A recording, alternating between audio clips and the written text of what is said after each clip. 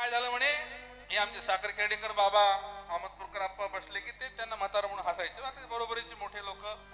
एकदा काय झालं, त्यांनी एक उदाहरण सांगितलं आप्पाला. आम्ही इथंच आष्टीला आप्पाने सांगितलं, म्हणले म्हाताऱ्याचं फार काम पडते म्हणले कधी कधी. एक लग्न होतं म्हणे, आणि लग्नात जुन्या काळातलं लग्न, सगळा बैलगाडीचा प्रवास, आजच्या सारख्या आराम गाड्या नव्हत्या, आणि जायचं बरंच दूर होतं. असं मी बेटमोऱ्यावर गंगाखेडला आलो, 3 तास लागले. असं जायचं दूर होतं, सगळ्या बैलगाड्या निघू लागल्या.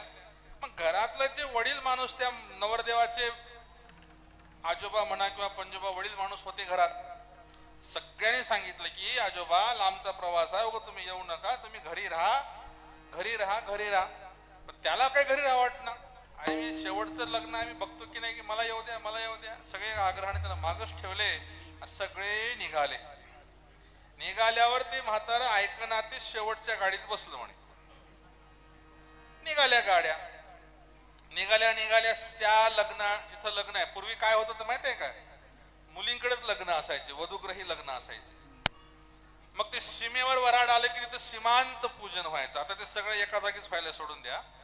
ते पाय धुवून वगैरे प्रकार आहे ना, कारण लोकांनी चालत यायचं, धुळीनं मळतात म्हणून पाय धुवायचं असते. पाय धुवायचं काय काम आहे, आता सॉक्सन कुठं झाले. तर सीमेवर आले, सीमेवर आलं वराड, त्यांना घ्यायला मुलीकडचे आले. आणि त्या काळातले लोक कधी कधी काय सांगत होते माहितीये का, ते प्रण सांगत होते किंवा कोडे घालत होते. तरी कोडं टाकलं म्हणे.